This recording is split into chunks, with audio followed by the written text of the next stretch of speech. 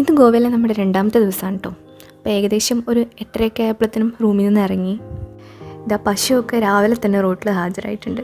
നമ്മളിപ്പോൾ പോയിക്കൊണ്ടിരിക്കുന്നത് ഫുഡ് കഴിക്കാനാണ് കേട്ടോ. കഴിഞ്ഞ ദിവസം ഉച്ചയ്ക്കൊക്കെ ഫുഡ് കഴിച്ച അതേ സ്ഥലത്ത് തന്നെയാണ് നമ്മളിപ്പോൾ ഫുഡ് കഴിക്കാൻ പോകുന്നത്. മാപ്പിലെ ലൊക്കേഷൻ ഇട്ടതായിരുന്നു. കഴിഞ്ഞ ദിവസം ഞങ്ങൾ പോയിക്കൊണ്ടിരുന്ന വഴിയിലൂടെ അല്ല, ഇന്ന് വേറൊരു വഴിയാണ് മാപ്പ് ഞങ്ങൾക്ക് കാണിച്ചത്. അത് അത്യാവശ്യം ഒരു ഉള്ളുവഴിയായിരുന്നു കേട്ടോ. ഏകദേശം നമ്മുടെ നാട്ടിലെ അതേ വഴികളിലൂടെ പോകുന്ന അതേ ഫീലായിരുന്നു കേട്ടോ ആ വഴി പോയപ്പോൾ കിട്ടിയത്.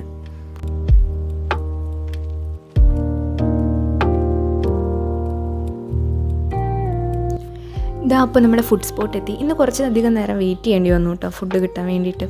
നമ്മൾ കേരള ബ്രേക്ക്ഫാസ്റ്റ് തന്നെയാണ് പറഞ്ഞത്. അപ്പവും ദോശയും സാമ്പാറും കടലയൊക്കെ ആയിരുന്നു കേട്ടോ. അത്യാവശ്യം നല്ല ടേസ്റ്റുള്ള ഫുഡ് തന്നെയായിരുന്നു നമുക്ക് കഴിഞ്ഞ ദിവസവും കിട്ടിയതും ഇപ്പോൾ കിട്ടിയതൊക്കെ.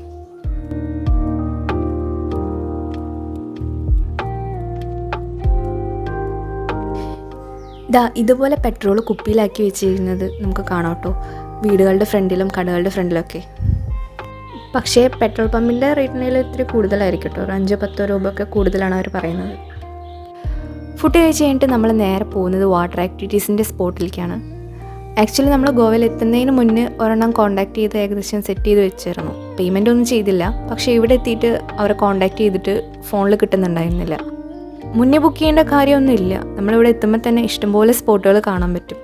അപ്പോൾ അവരെ ആരെങ്കിലും കോൺടാക്ട് ചെയ്താലും മതി. ഇല്ലെങ്കിൽ തന്നെ നമ്മൾ ഡയറക്റ്റ് ബീച്ച് സൈഡിലേക്ക് ചെല്ലുമ്പോഴത്തേനും നമുക്ക് ഇങ്ങോട്ട് കോൺടാക്ട് ചെയ്ത് വന്നോളും. നമ്മളിപ്പോൾ പോയിക്കൊണ്ടിരിക്കുന്നത് ബീച്ച് റോഡിൽ കൂടെയാണ് കേട്ടോ. ഇപ്പം തീരെ തിരക്കൊന്നുമില്ല. പക്ഷേ ഈ ഒരു അവസ്ഥയായിരിക്കില്ല രാത്രി. നമ്മൾ താമസിക്കുന്നിടത്തു നിന്ന് അധികം ദൂരമൊന്നുമില്ല കേട്ടോ. ഒരു 5-10 മിനിറ്റ് കൂടിപ്പോയാൽ ഡ്രൈവ് ഉണ്ടാവുള്ളൂ. ഇവിടുത്തെ ഒരു അമ്പലത്തിലെ ഉത്സവമാണ്. അതിനോടനുബന്ധിച്ച് വന്ന കടകളും മറ്റുമാണ് സൈഡിലൊക്കെ കാണുന്നത്. കടകളൊക്കെ തുറക്കുന്നേ ഉള്ളൂ, രാവിലെ തന്നെ ആയതുകൊണ്ട്. അതുപോലെ ആളുകളും വന്നു തുടങ്ങിയിട്ടുള്ളൂ. അപ്പോൾ അധികം തിരക്കൊന്നും നമുക്ക് അനുഭവപ്പെട്ടില്ല. സൈഡിൽ ചന്തയും കാര്യങ്ങളൊക്കെ ഉണ്ട്. ഈ അമ്പലത്തിൻ്റെ ഒരു ഏരിയയിൽ ഒരു ചെറിയ തിരക്ക്, അത് മാത്രമേ നമ്മളിപ്പോൾ വരുന്ന വഴി നമുക്ക് തിരക്കായിട്ട് തോന്നിയിട്ടുള്ളൂ കേട്ടോ.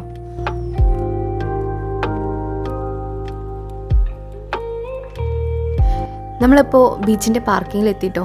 ഇവിടെ നിന്ന് നമ്മളിന്ന് മേടിച്ചത് 50 രൂപയാണ്. ഓരോ ദിവസം കൂടുന്തോറും അല്ലെങ്കിൽ ഓരോ സ്ഥലത്ത് എത്തുന്നതോറും പൈസ കൂടിക്കൂടി വരികയാണ്. ആദ്യം 20, പിന്നെ 30, ഇപ്പോൾ 50, അങ്ങനെ കൂടിക്കൂടി വരികയാണ് ഇവിടുത്തെ പാർക്കിംഗ് ഫീസ്. നമ്മളിപ്പോൾ ഉള്ളത് ഗോവയിൽ കലങ്കോട്ട് എന്ന് പറഞ്ഞ ബീച്ചിലാണ്. ഇവിടെയാണ് നമ്മൾ വാട്ടർ ആക്ടിവിറ്റീസ് എടുത്തിട്ടുള്ളത്. ഇവിടെ എത്തിയിട്ട് കോൺടാക്ട് ചെയ്താൽ മതി എന്നാണ് നമ്മളെ ഏജൻറ്റ് പറഞ്ഞത്. ആളെത്തിയിട്ടില്ല, നമ്മൾ കോൺടാക്ട് ചെയ്തിട്ടുണ്ട്. റെസ്റ്റോറൻറ്റ്സൊക്കെ ആക്റ്റീവായിട്ട് വരുന്നേ ഉള്ളൂ. ജസ്റ്റ് ഓപ്പൺ ആയിട്ടുള്ളൂ എന്ന് തോന്നുന്നു. ആളുകളൊന്നും അധികം ആയി തുടങ്ങിയിട്ടില്ല. എങ്കിലും രാത്രി തന്നെയായിരിക്കും കേട്ടോ കൂടുതൽ ആളുകൾ എത്തുന്നത്. വാട്ടർ ആക്ടിവിറ്റീസിൻ്റെ ആളെ വെയിറ്റ് ചെയ്യണ നേരത്തെ നമ്മളൊരു ചേച്ചി വന്ന് പിടിച്ചു. ആൾ ഈ ഹെയർ ടൈ ചെയ്യുക, അതുപോലെ ആംഗ്ലറ്റ്, ബ്രേസ്ലെറ്റ്, അങ്ങനെ കുഞ്ഞു കുഞ്ഞു സംഭവങ്ങൾ ആൾ സെയിൽ ചെയ്യുന്നുണ്ടായിരുന്നു. അപ്പോൾ ഗോവയ്ക്ക് വണ്ടി കയറിയപ്പോൾ തന്നെ മുടി ടൈ ചെയ്യണമെന്ന് ആദ്യം പറഞ്ഞ ഒരാൾ നമ്മുടെ കൂട്ടത്തിലുണ്ടായതുകൊണ്ട് അവൾ ഇരുന്ന് കൊടുത്തു. റേറ്റ് ആദ്യം പറഞ്ഞത് 100 രൂപയായിരുന്നു. പിന്നെ നമ്മൾ 3 ആളും ചെയ്യുകയാണെന്നുണ്ടെങ്കിൽ ഡിസ്കൗണ്ടൊക്കെ ചെയ്തു തരാമെന്ന് പറഞ്ഞു. എങ്കിൽ അവസാനം 150 രൂപയ്ക്ക് 2 സൈഡും ചെയ്തു കൊടുത്തു.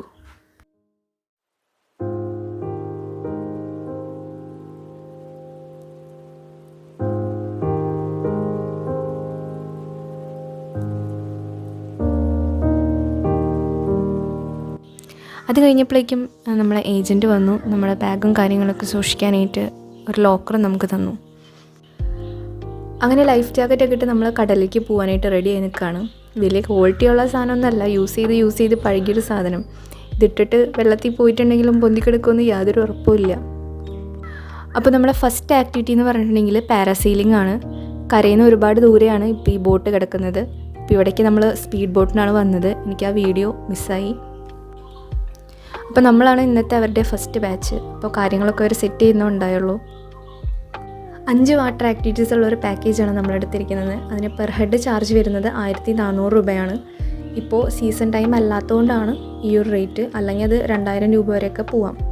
അപ്പോൾ അതിൽ ഇൻക്ലൂഡഡ് ആയിട്ടുള്ളത് parasailing, jet ski, banana, bumper ride, പിന്നെ സ്പീഡ് ബോട്ട്. നമ്മളെടുത്തിരിക്കുന്നത് പാക്കേജിൽ നോർമലായിരിക്കും ആക്ടിവിറ്റീസ്. എക്സാമ്പിൾ പറയുകയാണെന്നുണ്ടെങ്കിൽ ഇപ്പോൾ പാരാസെയിലിംഗ് നമ്മൾ പോവുകയാണ്, നമ്മൾ മുകളിൽ തന്നെയായിരിക്കും. പിന്നെ കുറച്ചും കൂടി അധികം നേരം നമ്മൾ ഫ്ലൈ ചെയ്യണമെന്നുണ്ടെങ്കിൽ നമ്മൾ എക്സ്ട്രാ പൈസ അവർക്ക് കൊടുക്കണം. അതുപോലെ തന്നെ നമ്മൾ വെള്ളത്തിൽ മുക്കും. അതിനും എക്സ്ട്രാ പേയ്മെൻ്റ് ആണ്. 500 രൂപ വേറെ എക്സ്ട്രാ, 500-700 എക്സ്ട്രാ നമ്മൾ കൊടുക്കേണ്ടി വരും. നമ്മൾ വേറെ ലിക്വിഡ് ക്യാഷ് ഒന്നും കയ്യിൽ വെച്ചിട്ടുണ്ടായില്ല. അതുകൊണ്ട് നമുക്ക് നോർമൽ ആ പാക്കേജിൽ തന്നെ പോകാൻ പറ്റുള്ളൂ. 1-2 പേര് ചോദിക്കുന്നുണ്ടായി തിരിച്ചെത്തിയിട്ട് തന്നാൽ മതിയൊന്ന്, പക്ഷെ അത് അവരൊന്നും സമ്മതിക്കുന്നുണ്ടായില്ല. പൈസ കൊടുത്താൽ മാത്രമേ അവർ എക്സ്ട്രാ കുറച്ചധികം ടൈം നമുക്ക് തരുള്ളായിരുന്നു. എങ്ങനെയൊക്കെയാണെന്നുണ്ടെങ്കിലും നോർമൽ പാക്കേജ് ആണെന്നുണ്ടെങ്കിൽ പോലും നല്ലൊരു എക്സ്പീരിയൻസ് ആയിരുന്നു കേട്ടോ. ഞങ്ങളുടെ 3 ആളുടെ ആദ്യത്തെ എക്സ്പീരിയൻസ് ആയിരുന്നു പാരാസെയിലിങ്ങിൽ.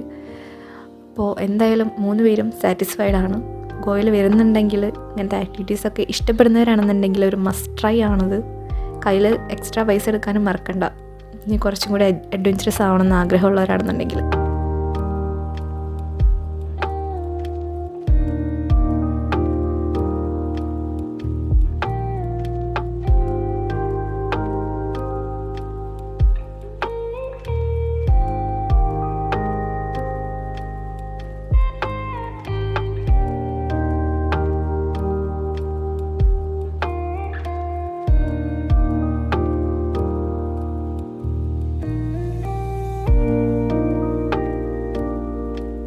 നമ്മുടെ ലൈഫിൽ ചില മൊമെൻറ്റ്സ് ഉണ്ടാവില്ലേ, നമ്മൾ ഫുള്ളി ഫ്രീ ആയിട്ട് വേറെ പ്രശ്നങ്ങളോ നമ്മുടെ ടെൻഷനോ കാര്യങ്ങളോ സ്ട്രെസ്സോ ഒന്നും ഇല്ലാത്ത ഒരവസ്ഥ.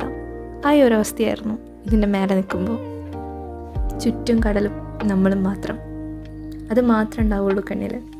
എനിക്കുണ്ടായൊരു ഫീലാണ് കേട്ടോ പറഞ്ഞത്.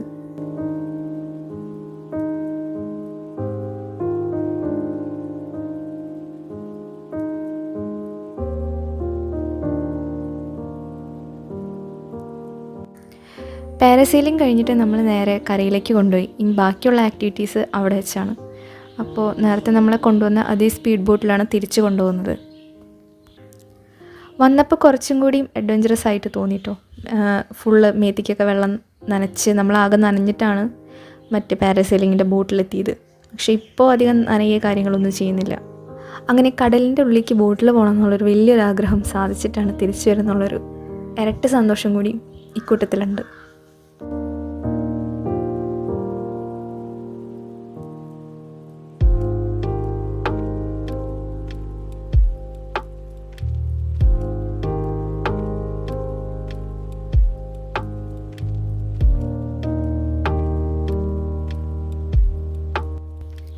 അടുത്ത ആക്ടിവിറ്റിയാണ് ജെറ്റ്സ്കി.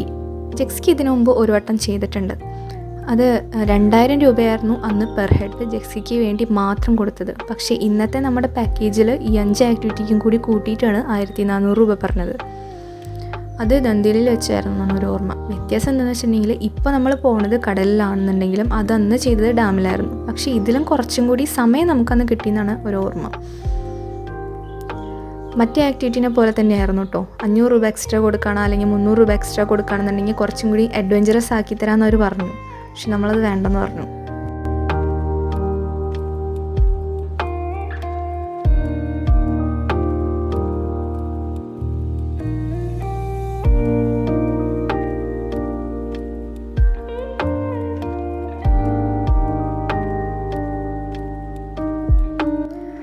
അടുത്ത ആക്ടിവിറ്റി എന്ന് പറഞ്ഞിട്ടുണ്ടെങ്കിൽ ബമ്പർ റൈഡായിരുന്നു. അതും സ്പീഡ് ബോട്ടിൽ ഈ ബമ്പറിനെ കെട്ടി വലിച്ച് കൊണ്ടുപോയി നമ്മളെ ഫുൾ നനച്ചിട്ട് തിരിച്ചു കൊണ്ടുവരും. ഇതായിരുന്നു ബമ്പർ റൈഡ്. അത്യാവശ്യം കൊള്ളായിരുന്നു കേട്ടോ. അത് നമ്മൾ ഫസ്റ്റ് ടൈമാണ് എക്സ്പീരിയൻസ് ചെയ്യുന്നത്. ഇതൊക്കെ ചെയ്യുന്നത് പൊരി വെയിലത്താണെന്നുണ്ടെങ്കിൽ പോലും ഒരു തൈരി വെയിലിൻ്റെ ഇത് നമ്മൾ അറിഞ്ഞിരുന്നില്ല കേട്ടോ. ഫുൾ എൻജോയ്മെൻ്റ് ആയിരുന്നു. എന്തായാലും കൊടുത്ത പൈസയ്ക്ക് വെറുത്തായിരുന്നു എല്ലാ ആക്ടിവിറ്റീസും.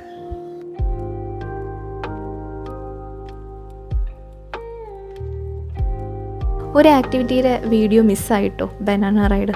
അതെന്ന് വെച്ചിട്ടുണ്ടെങ്കിൽ കടലിൽ നമ്മളിതുപോലെ സ്പീഡ് ബോട്ടിൽ കെട്ടി വലിച്ചുകൊണ്ട് പോകും. എന്നിട്ട് ഒരു ടൈം കഴിയുമ്പോൾ അവർ നമ്മൾ മറച്ചിടും. എന്നിട്ട് നമ്മൾ കടലിൽ നിന്ന് നീന്തിയാണ് കരയ്ക്ക് പോരേണ്ടത്. അതൊരു വല്ലാത്ത എക്സ്പീരിയൻസ് ആയിരുന്നു കേട്ടോ. ഇത് മുന്നേ നമ്മൾ ചെയ്തിട്ടുണ്ടെന്നുണ്ടെങ്കിലും ഇത്രയും മുങ്ങിപ്പോയിട്ടില്ല.